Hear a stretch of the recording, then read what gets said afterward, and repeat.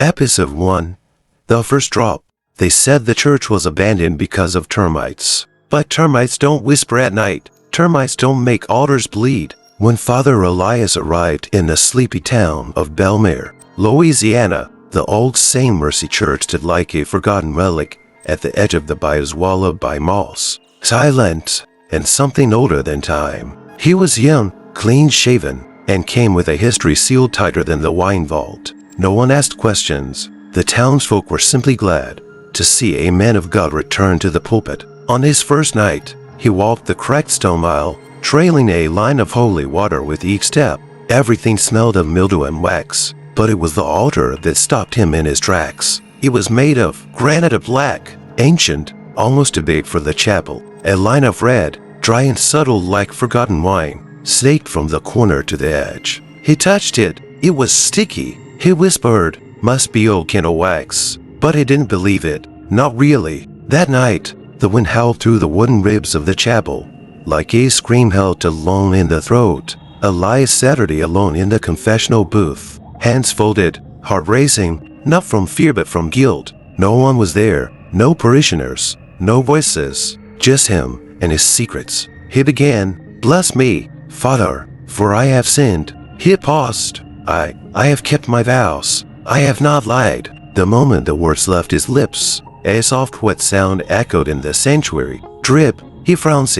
Drip, drip. He stepped out of the booth. The chapel bathed in the silver of a full moon, and there it was, a trail of blood, dark and fresh, trickling down the altar. It slid between the cracks of the stone and pulled on the floor, like a wound opening in the heart of the church itself. He approached, trembling. "No one's here," he whispered. "It must be a rat, a bird, a trick of the eye." But as he wiped the blood with the corner of his robe, he saw his own reflection in the polished candlestick next to the altar. His eyes were bleeding. He stumbled back, blinking, rubbing, gasping, and just like that it was gone. No blood, no reflection, nothing, just silence. He spent the rest of the night scrubbing the altar with holy water, but the red stain remained like a scar that refused to heal. At dawn, the townspeople arrived for morning mass. None of them noticed, or maybe they pretended not to. That night, Father Elias wrote 3 words in his journal. They were shaky, uneven, and stained red at the corner. The altar knows, and for the first time since he took the color, he dreamed not of God, but of someone else watching him from the other side of the veil. Waiting, listening, bleeding. Episode 2.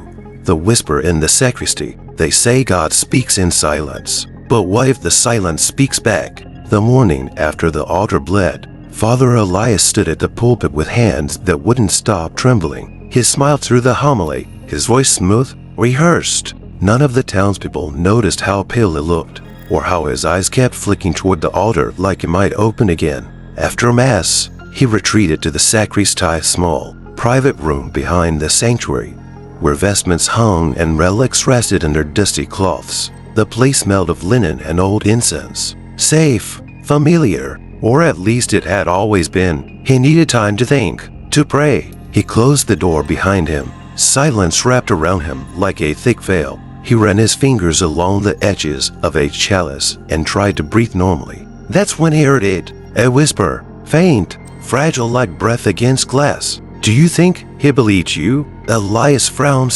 He turned slowly, but the room was empty. "Do you think he believed you?" The voice came again, not angry, not just curious. It was a woman's voice, or a child's, or both, soft, eager, ancient. He rushed to the cabinets, threw open the drawers. Nothing, only old rosaries, moth-eaten altar cloths, and a crucifix that seemed to tilt slightly as he stared at it. He gritted his teeth. "This is in my head," he whispered, but the voice answered, "No, Father, this is in your soul." Then silence, true silence. He stumbled backward, knocking over a stack of missals. The floor echoed with sound, real sound, tangible. He dropped to his knees and prayed more out of panic than piety. "Lord, if this is some test, show me mercy." He reached for the vial of holy water on the shelf, unscrewed the top, and anointed his forehead. But as the droplets ran down his face, something else ran with it. Blood, a thin line, from his temple to his cheek. He wiped it quickly, heart pounding, but when he looked at his fingers, they were dry, no blood, no mark, only the sound of his breath and something else. A creak, the door behind him was open, but he had locked it. At the threshold stood a young girl, pale skin, long black hair, and eyes like smoke. She smiled at him, not sweetly, just knowingly. "I used to play here," she said. He swallowed. "This area is not for visitors." She tilted her head. "You're not a real priest. What did you say?" But she had already turned and walked away, disappearing into the corridor without a sound. Elias followed her out into the sanctuary. Empty, no footsteps, no door open, no wind. She was gone. He approached the altar again, not to pray but to listen. He knelt beside it and pressed his ear to the cold granite. Nothing, until one light, one drop. Elias stood, eyes wide. Then he noticed something new. Beneath the altar, etched in the base, were words he had never seen before, no visible in a crimson hue. "This is where the truth drowns in blood." Episode 3, The Boy Who Knew.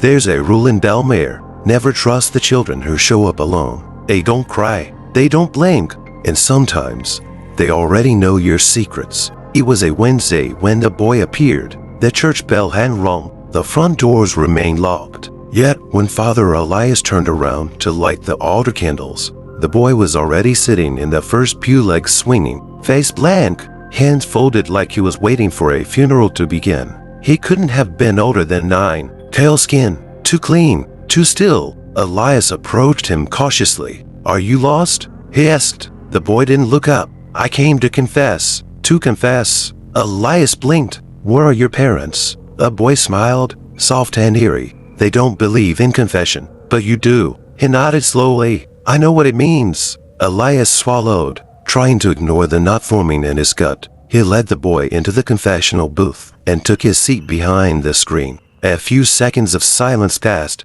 Then the boy whispered, "Bless me, Father, for you have sinned." Elias felt a chill slide down his spine. "I think you're confused," he said. "It's you who must confess, child." Another pause. Then the boy's voice, again calm, cold, certain. "Why do you bleed when you lie?" Elias frowned. His mouth opened, but no words came out. The boy spoke again. "You lied the first night. You said you hadn't sinned, but the altar knew. It always knows." Elias shot up from the booth, heart hammering, breath short. He rushed to the other side and yanked open the door to the boy's compartment. Empty. No boy, no sound, no footsteps, just the lingering warmth where someone had been sitting seconds ago. He searched the entire church. Nothing. No one had entered. No one had left, except a trail of muddy footprints leading down the aisle, barefoot, and ending right before the altar, as if the boy had walked there and vanished. Elias looked up.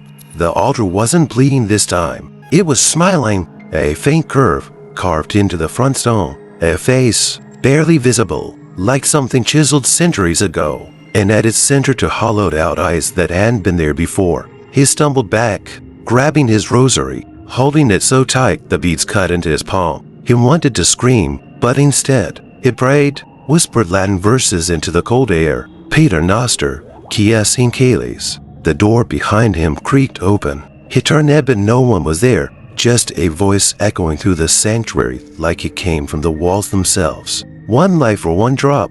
But what happens when you stop lying? Father, the blood doesn't stop. It becomes something worse, something that listens." Episode 4, A Confession Reversed. There's something you should know about lies. They rot in the soul like what in the walls. And sometimes, when you try to tear them out, they scream. Father Elias hadn't slept in nights. His dreams were not dreams anymore, but long corridors where blood whispered through cracks in the marble. The boy had vanished, but the question remained like a splinter under skin. Why do you bleed when you lie? He had to test it. If the altar bled because of lies, then maybe the truth, exposed, unfiltered, would silence it. So that night, he returned to the confessional alone. Candles flickered. The moon hung like an unblinking eye through the stained glass. He knelt and began to confess. "Bless me, Father, for I have sinned." His voice trembled. "I broke my vows. I never belonged in this color. I was ordained under false pretenses. My faith is thin. I drink. I lust. I lie when I preach. I lie when I bless. I lie when I tell them God is listening. He said it all. Every poison in his chest. Spilled. When it was over, silence filled the booth. Thick, oppressive, but peaceful. He waited. No drip. No blood. Just stillness. He breathed a shaky sigh. It's over. He whispered. It's really over. Thinnest splatter. Not gentle. Not subtle. A wet smack against the marble floor. He bolted upright and pushed open the confessional door. The altar was no longer bleeding, it was vomiting. Blood poured from the sides, thick and steaming. It splashed onto the steps and ran in rivulets toward the pews. The candles flickered violently, some going out. Elias stepped back, slipping, falling to his knees. What he gasped. I told the truth. I told it all. Then he saw it, in the center of the altar, where the blood bubbled like a spring. A word began to form in the liquid. Liar. No. He whispered. No. I didn't lie this time. I told you everything. The blood kept flowing. He staggered to his feet and ran to the sacristy. The door slammed shut behind him and his own. The whisper was back, but this time, it was louder, closer, inside the room. You told the truth, but not to the right ear. Elias turned, his breath ragged, and there, hanging on the far wall, was the old confessional screen torn from its frame. Behind it, a mirror, fractured, blackened, but in its reflection, Elias was not alone. There was something standing beside him, something wearing his collar, smiling with his face, bleeding from the eyes. He fell to his knees, and the whisper came one final time. You confessed to yourself, but I am not you, Father. Then silence, except for the sound of blood,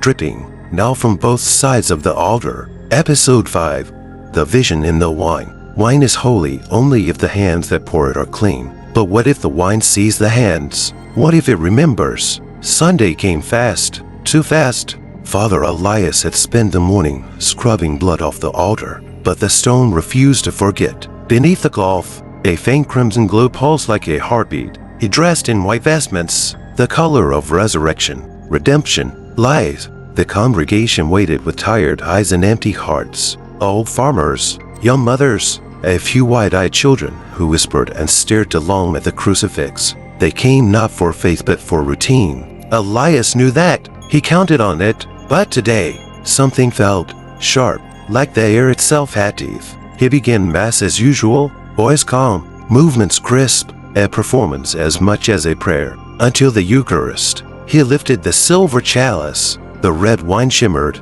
He spoke the sacred words. This is the blood of Christ. And then he saw it, not a reflection, not a trick, a face in the wine. He looked up at him, his own face, eyes wide, mouth sewn shut with black thread, skin cracked like old plaster. And yet, somehow, the eyes still moved, still watched. He nearly dropped the cup.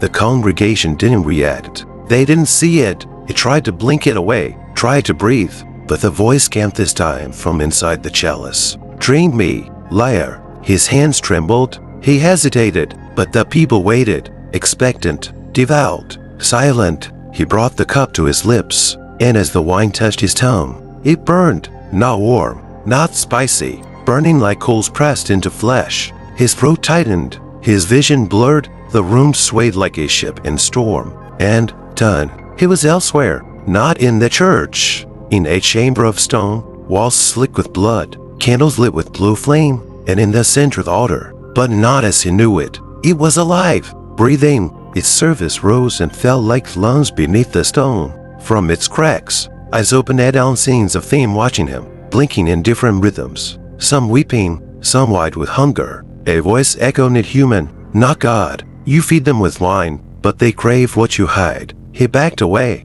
The altar laughed, a low, pulsing sound that shook the walls. He turned it only to find the congregation behind him, standing in a circle, their eyes hollow, mouths stitched shut. Milo, the strange boy, stood in front. He opened his sewn lips with bloodied fingers and said, We drank your truth, Father, but it tasted like ash. Elias screamed, and just like that, he was back, gasping. The wine spilled from his lips onto the floor, but it was no longer wine. It was blood, Real, thick, still warm. He dropped the chalice. The congregation Saturday. Silent, still, but one woman in the second row wiped her cheek. Her hand came away red. She stared at it, then looked up directly at Elias, and smiled. Episode 6, The Masked Woman. Some people wear masks to hide their shame. Others wear them to show you exactly who they are. Father Elias had stopped keeping track of the days.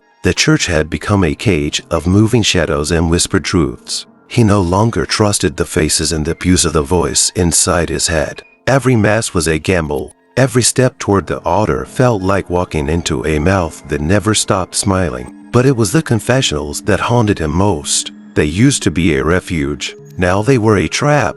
Every lie, every omission, every trembling whisper echoed back with blood. So when she and truth woman with a veil felt it before he saw her, the church was empty. No bells, no service. Just Elias alone, sweeping ashes from the sanctuary. Then the door creaked, and there she stood, tall, still, cloaked in black. A thick lace veil draped over her face, hands folded in perfect symmetry, like a statue of mourning, or a bride who never made it to the altar. I came to confess, she said, her voice like silk sliding across broken glass. Elias nodded slowly, heart already racing. He led her to the booth. As soon as the door clicked shut, the air grew cold, too cold. The candle beside him sputtered out. He Saturday, waited, silent. Then her voice, low and deliberate. Do you remember your first lie, Father? He frowned. What do you mean? The one you told not to survive, but to become someone else.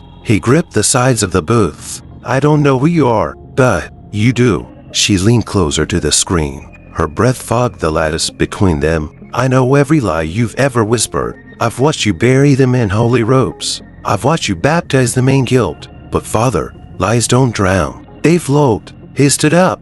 This is not a confession. This is blasphemy. No, Elias. Her voice sharpened. This is judgment. Before he could react, she stepped out of her side of the booth and walked into the sanctuary still veiled, but now barefoot. The floor beneath her feet began to bleed. Each step left a crimson print that sizzled and smoked, and yet her dress remained white beneath the veil, untouched. Stop, Elias shouted. Who are you? She reached the altar, touched it, and it groaned. A deep, guttural noise like an animal awakening. I am what bleeds, she whispered, and I am what listens. With one hand, she pulled off her veil. Elias gasped. She had no face, just a mere perfect, round, silver flesh that reflected his own horror back at him. He fell to his knees. You can't be real. She knelt beside him, her mirrored face inches from his own. Neither are you, Father. Then she pressed her palm against his chest,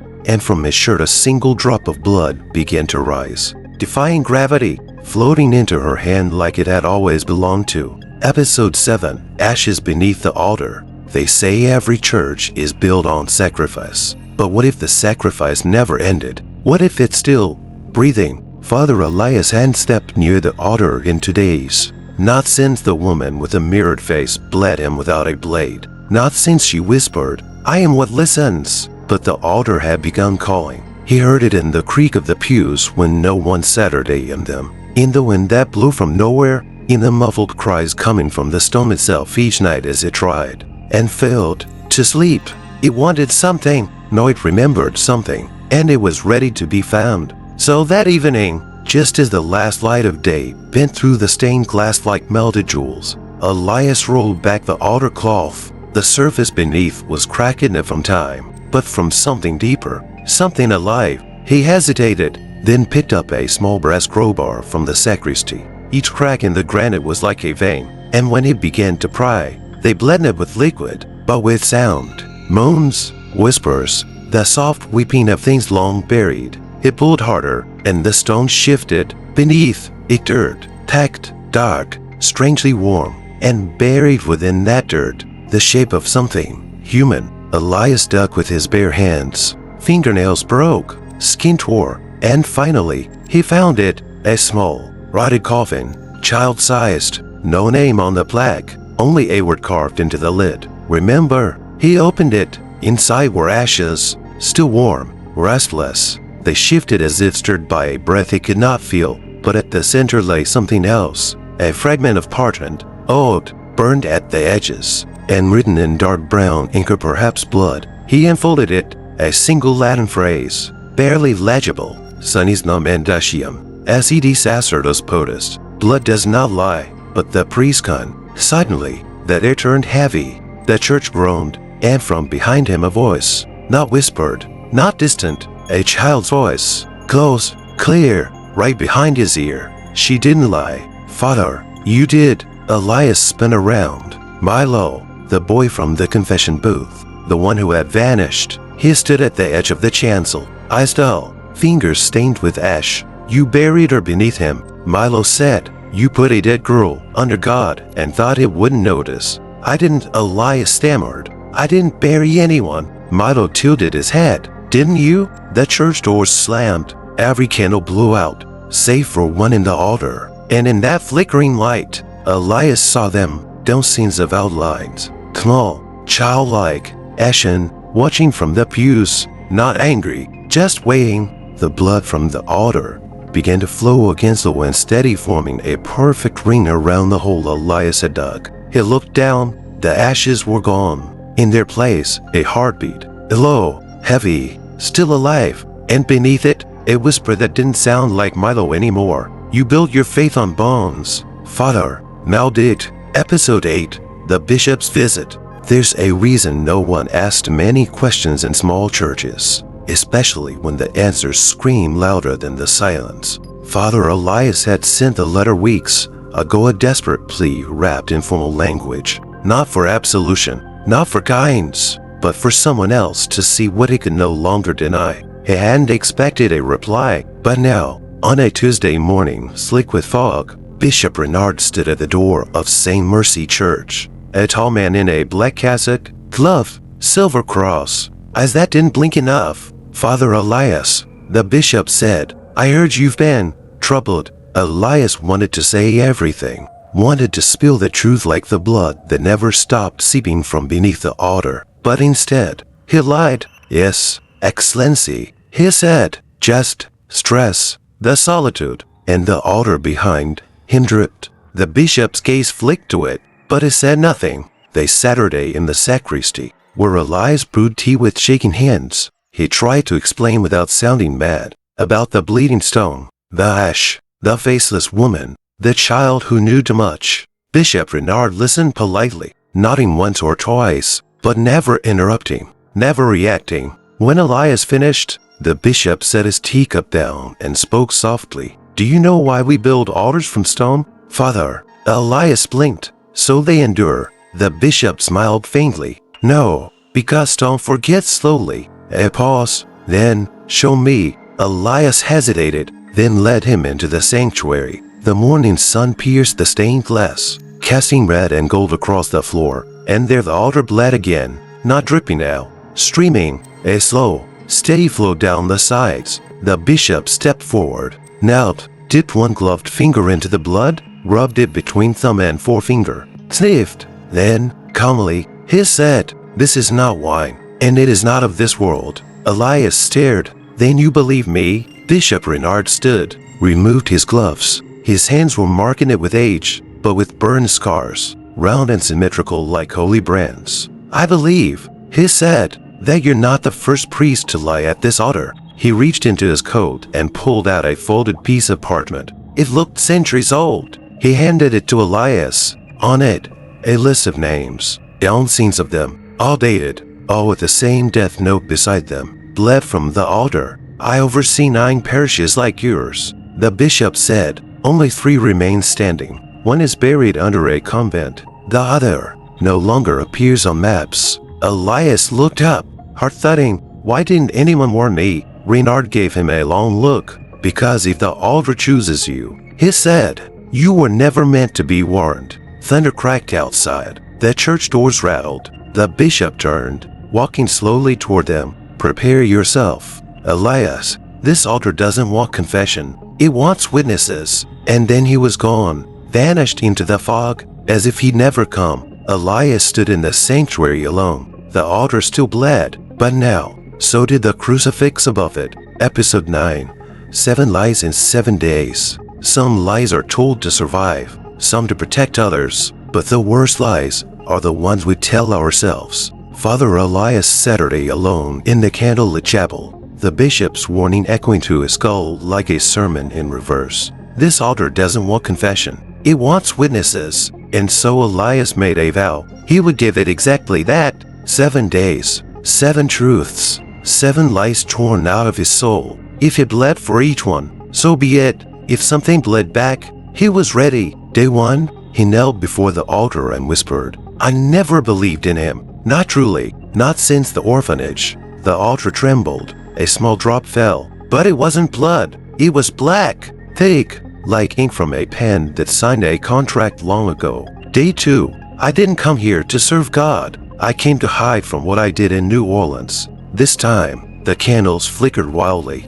One exploded. The flame hissed out, and in the smoke, he saw a shape, a little girl's silhouette, eyes hollow, dress scorched. He closed his eyes and kept going. Day 3, I buried her beneath the floor of the old parish. She was innocent. She just knew too much. A crack ran through the altar, not on, top beneath, and something beneath the stone moaned. Day 4, I forged the seminary letter. I stole another man's ordination. I was never chosen. He wept as he said it, not out of guilt, out of relief. The walls bled, not red silver, like mercury. The statue of the Virgin turned her head. Day 5, I watched the fire spread through the convent and didn't stop it. I told them it was an accident. Ash began to fall from the ceiling. Snow-like, soft, but when he touched it burned. Day 6, I kissed a dying man and told him he was forgiven. I knew it was a lie. I just didn't want to hear him scream.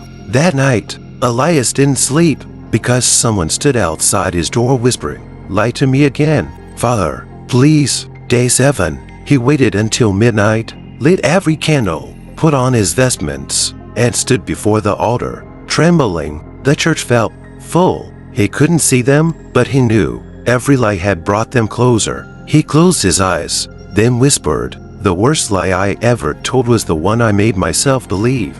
That I could outrun what I did, that God wasn't watching, that this collar could bury the screams." It looked up. The altar wasn't bleeding anymore. It was open, split down the center like a wound, revealing stairs spiraling downward into black. From below, a light pulsed like a heartbeat, and with it, a sound. Not weeping, not screaming, laughter, soft, feminine, familiar, the voice from the veil. "You finally stopped lying, Elias. Now come see what the truth really looks like." He stepped forward, and the church door slammed shut behind him. Episode 10, The Lamb and the Knife. The first time Elias held a knife in church, it was for communion bread.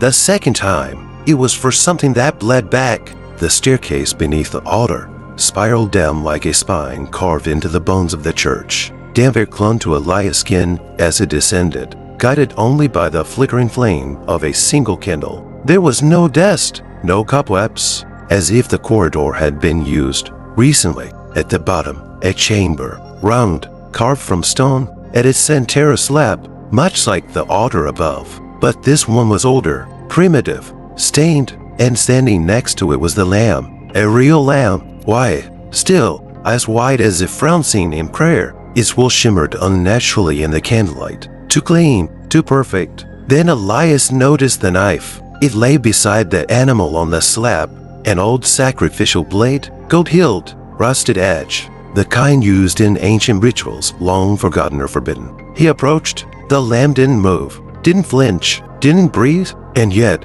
its eyes followed him, etched into the wall above the slab, where Latin words burned into the stone. Signed sanguine, veritas mane muta. Without blood, truth remains silent. Elias reached for the knife. As soon as his fingers touched it, the faceless woman, but now she had a face. His. She stood across the chamber, cloaked in black, wearing his stolen features like a borrowed sin. "You've confessed," she said in his voice, "but confession is cheap. The altar wants proof." He gripped the knife tighter. "I won't kill." Her head tilted. "You already have." The lamb bleated softly. Its eyes shimmered human for a moment. A child's eyes. Milo's. "No," Elias whispered. No, you can't. Truth demands a price, she said, and this is the currency. She vanished, and the chamber began to pulse. The walls breathed, blood seeped from the cracks in the stone, trailing toward the slab in slow, deliberate rivers. Elias fell to his knees, knife in hand. God, I don't know what you are anymore, but if you're watching, he isn't, came a voice behind him. He turned. The bishop stood at the edge of the staircase, expression calm. I followed your path, Renard said. I've walked it before. You knew this was here, Elias shouted. The bishop nodded. Every altar like this is a gate, not to hell, not to heaven, but to what we pretend doesn't exist, the dead of lies. He stepped forward, placed a hand on Elias' shoulder. There's only one way out. Elias looked at the lamb, the knife, his own reflection in the blood pooling on the floor. He raised the blade, and the lamb smiled. A mouth opened beneath the wall, full of human teeth. We remember you, it whispered. Elias screamed and drove the knife into the stone instead, refusing the sacrifice. The chamber shook. The lamb vanished.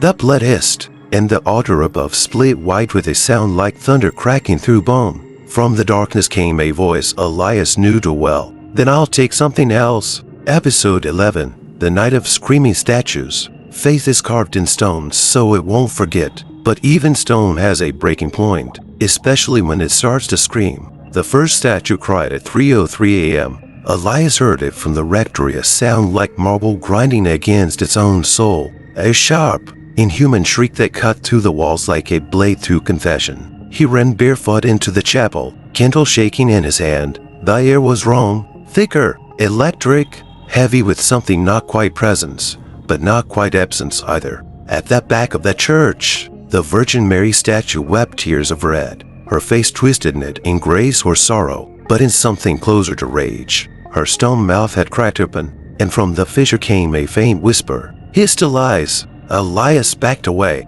heart hammering. Then the saints began to move. Not much, just a twitch of the wrist here, a tilt of the head there, but enough to make him fall to his knees. He looked up at the crucifix. Christ's eyes, stone for 100 years, are now open, and they were watching him. From the choir loft came another scream, this one deeper, masculine, agonized. He rushed up the steps. There, crumpled beneath the shattered statue of Saint Joseph, was a body, Bishop Renard. His neck twisted the wrong way, his mouth agape, filled with candle wax. His gloved hands were still raised, as if he had tried to pray but never got the chance to finish. On the wall behind him, carved in blood, one witness denied. Elias stumbled back, tripping over broken stone, and the statues all turned toward him at once. All of them. Saints, angels, apostles, their gazes sharp, their mouths open, screaming, but no sound escaped their stone. Throats suddenly a high-pitched vibration that shook the entire church. Glass shattered, pews cracked, blood began to pour from the stations of the cross, like rivers reversing direction. Elias covered his ears, screaming, begging, pleading. I told the truth. The screaming stopped instantly, and silence returned at so sudden it made the air snap. The statues frowned, their faces returned to stone. Their eyes shut, except for one, the faceless statue, the one no one ever noticed in the far left corner, small, gulped, always in shadow. Now it had a face. Elias. He approached it, shaking. At the statue's feet was a bookish journal, the one he'd burned weeks ago, somehow whole again, pages open to the final line he never wrote, a line now etched by something else. Truth spoken too late becomes another kind of lie. He heard the church doors creak open. Hello, deliver it. He turned, expecting wind, or shadow, or nothing at all. Instead, Milo stood there, eyes black, feet bare, hands dripping with red wax. He smiled. Are you ready for your real confession now, Father? And behind him, down scenes of children followed. Ashen, hollow, silent, their mouths sewn shut, but somehow he could still hear them whispering his name. Episode 12. The confession that never ended. Confession is meant to cleanse the soul. But what happens when your soul doesn't want to be clean? What if it wants to drag you down with it? The pews were now filled with parishioners, but ghosts wearing flesh, children with stitched mouths, faces half burned, hands clasped as if in prayer. but eyes locked on him like judges. And in the front row Saturday Milo, his lips finally free, his voice clear. The church is full now. Father, let's begin. Father Elias couldn't move, couldn't breathe. The air had turned into something solid, pressing against his chest like guilt too heavy to carry. Milo rose, walked slowly to the confessional booth, and opened the door. He gestured inside. Your turn. Elias stepped in, Saturday down. The candle beside him sputtered but did not die. For a moment, there was silence. Then voice came through the lattice. But it wasn't Milo's. It was his own. Bless me, Father, for I have sinned. Elias blinked. I lied about the girl. I said she was lost, but I knew where she was. He gripped the wooden edge of the booth. I told them she ran away. I buried the report. I burned her dress. I held the mass in her name, while her body was beneath the altar. No, Elias whispered. That wasn't me. I didn't. Yes, you did. And every time you put on the collar, you stitched your own mouth shut. The door to the booth locked behind him. Though it groaned, the candle turned black. I told myself the collar saved me, but it was just another mask, just another lie. Then the booth began to bleed, not from the walls, from the seat beneath him, from his own body. He looked down. His hands were clean, but the blood was rising from his chest, soaking his robes, warm and relentless. He screamed, "INFESSE, I told the truth." And the voice replied, "You confessed to escape, not to atone." The blood climbed higher, now to his throat, his mouth. It filled his lungs, it drowning him, but filling him with every word. He refused to speak. Then the booth burst open, but he was no longer in the church. He stood inside a mirror version of Saint Mercy, everything reversed, upside down. The children were then fully formed. The statues smiled, and the altar spoke. You've confessed. Now we confess you. The children opened their mouths all at once, ripping the stitches apart. Blood poured out, not from their lips, but from their throats. Like a choir singing in reverse, they chanted his name, over and over. Elias, Elias, Elias. Each repetition pulled a memory from him. The girl's hand reaching up from the soil. The bishop begging before being sealed in wax. The lamb's human smile. The altar breathing like lungs beneath the church. And in the center of it all, his face,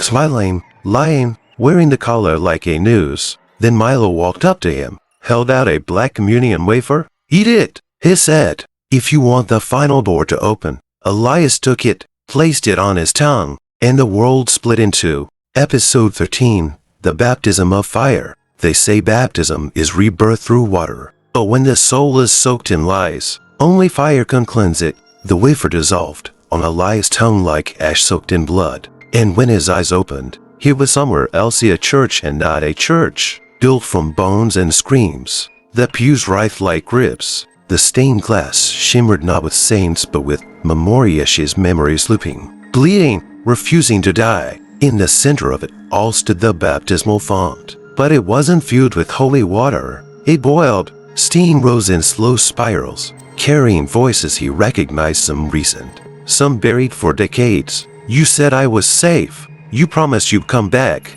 You were his name, but you spoke like a devil. Father Elias staggered forward. The ground cracked beneath his feet with every step. Milo waited beside the font, barefoot, hands folded, eyes patient. This is the last sacrament, he said softly, the one you never deserved, but always feared. Elias looked into the bubbling font. Flames danced just beneath the surface, red and gold and alive. Faces screamed from the fire, then vanished. No one survives this, Elias whispered. Milo nodded. That's the point. The faceless woman appeared beside him, still in black, but this time, her veil lifted. Her face was not his anymore. It was hers, the girl beneath the altar. Her skin was cracked porcelain, her eyes twin voids. She spoke gently. You buried me with silence. Now silence will baptize you. Elias dropped to his knees. I was young, he sobbed. I was scared. I thought, if I covered it, if I served long enough, it would go away.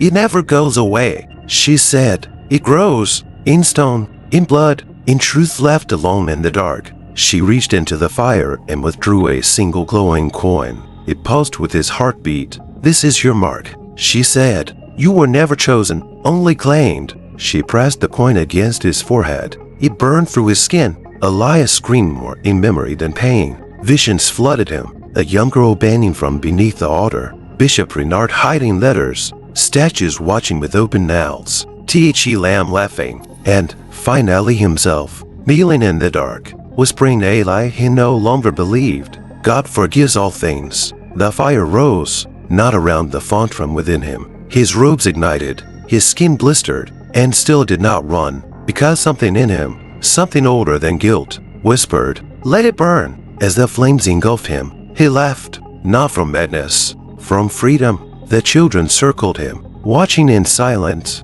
and when the fire finally died, what remained wasn't ash. It was a figure, charred, cold, color still intact, and when it looked up its eyes were gold. The faceless woman bowed. Milo smiled. "You're ready now." The floor beneath them cracked open, and a staircase descended into pure white light. Not heaven, not hell, something else, something final. The next confession would not be his. It would be the altar's, and Elias was finally ready to hear it. Episode 14. The altar that opened. Most altars are made to honor the divine, but some are built to hide what heaven rejected. The fire had cleansed Elias, or at least burned away everything that couldn't survive the truth. What remained of him was no longer just flesh but something forged in judgment. He didn't walk anymore. He carried himself, and before him stood the altar, split open, stone cracked wide like a wound in the world, revealing a spiral staircase carved not by hands, but by centuries of regret. It pulsed faintly, as though it had a heartbeat, a breath. Elias stepped forward, no hesitation, not anymore. As it descended, he passed murals carved into the walls, icons of priests through history, each with bleeding eyes and lips sewn shut. Beneath them, Latin inscriptions written in blood. Veritas ultima non redimit. It punishes. Ultimate truth does not redeem. It punishes. The light grew dimmer, then brighter, then alive. The staircase ended in a vast subterranean chamber, and in its center, a second altar, but not made of stone. It was flesh, a heart, the size of a pulpit, beating slowly in the earth, veins stretching into the ceiling like vines, feeding the stone above. Blood pooled around it, thick as tar. Elias approached, and the altar spoke, not in words, but in memories. It showed him the girl he buried, eyes open under the soil. The false absolutions he gave for bribes. The exorcism he faked to cover a death. The moment he chose the collar not out of calling, but for protection. Then, finally, his own face, twisted in triumph as he told his first and deepest lie. God chose me. The heart shattered, the chamber darkened, and from behind him, the faceless woman entered, veiled once more, but this time, she knelt. "You have come farther than any of them," she said. The others fled, denied, bargained. Elias stared at the living altar. "What is it?" he asked. She smiled beneath the veil. "It is every unspoken truth, every confession swallowed, every lie forgiven too easily." The altar beat harder, faster. It is what happens when God stops listening, but the walls do not. Milo appeared beside her, his stitched mouth now fully healed. "You were never meant to stop it, Father," he said. "You were meant to open it." The heart-cracked blood spilling from the top like a fountain, and within the fountain, a book floated upward, leather-bound, sealed with bone clasps. Elias caught it. The pages inside were blank, but as he touched them, they filled themselves in by line, word by word, with everything he'd never confessed, and not just his, everyone's. Every lie whispered behind closed doors, every secret buried in silence, every amen said through gritted teeth. It was not a ledger, it was a mirror of the soul of mankind, and Elias now held it. "What do I do with this?" he whispered. The woman answered, "You bring it back. You open it at the altar above. You show them the God they created when they stopped listening to the real one." Elias turned toward the stairs. The children followed. The faceless woman vanished into shadow, and the altar whispered one last thing before the stone sealed behind him. "This church was never mine. It was yours." Episode 15. The truth that killed the church. Churches are not built on stone. They are built on silence. And when silence ends, everything else must fall. Father Elias emerged from beneath the altar, As the morning sun cast fractured light through the blood-streaked windows of St. Mercy Church, in his hands he held the book record of every lie buried in prayer, every sin washed to clean. The children followed him, barefoot and ash-stained. They made no sound. They didn't need to, because the truth was already awake. The pews creaked, though no one Saturday. The crucifix above the altar wept again with blood this time, but with black ink, dripping like melted scripture onto the floor. Elias climbed the steps. He placed the book on the altar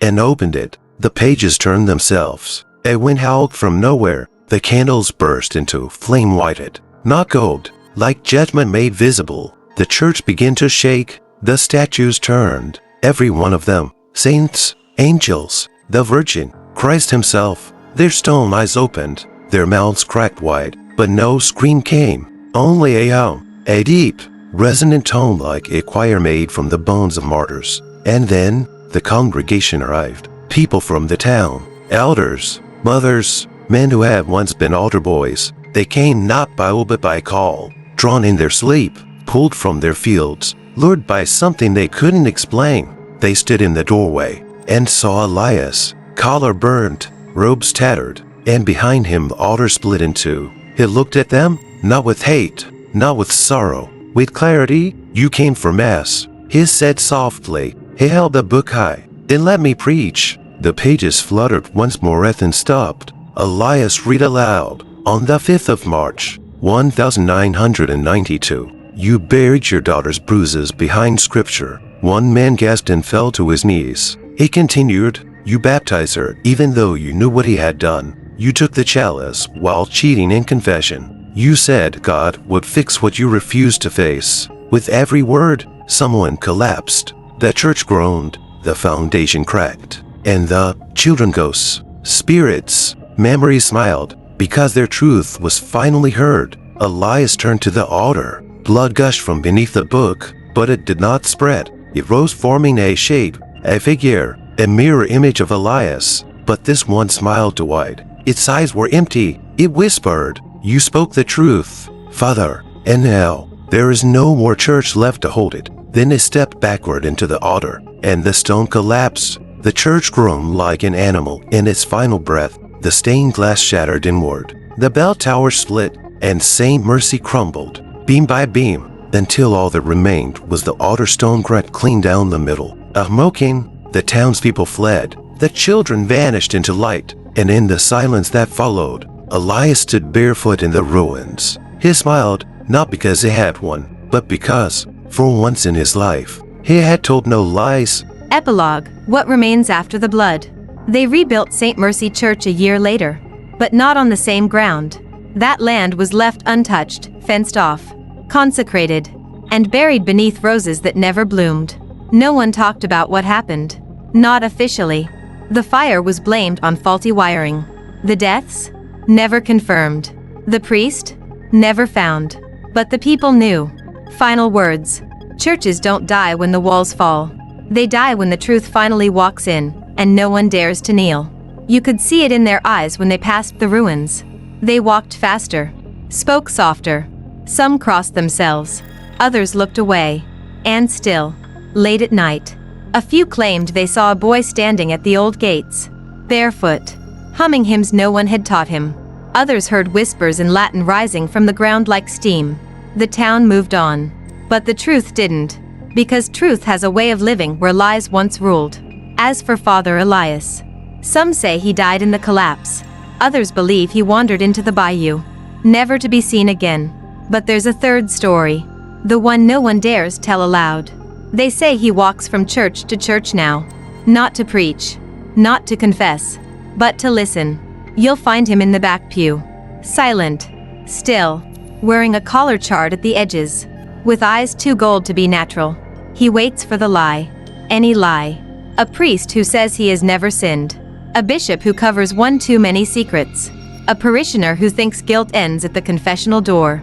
And when that lie is spoken, the altar starts to bleed again, not from the stone, but from the souls inside the building. Because Elias no longer carries a Bible. He carries the book of blood, and it writes itself with every truth unspoken, every wound left to rot behind robes, Every faith that forgot what it was meant to fear. He never speaks. He doesn't have to. The book speaks for him now. And somewhere deep in the foundations of every church, beneath the polished marble and painted saints, a heartbeat still echoes? Slow, steady, ancient, waiting for the next lie.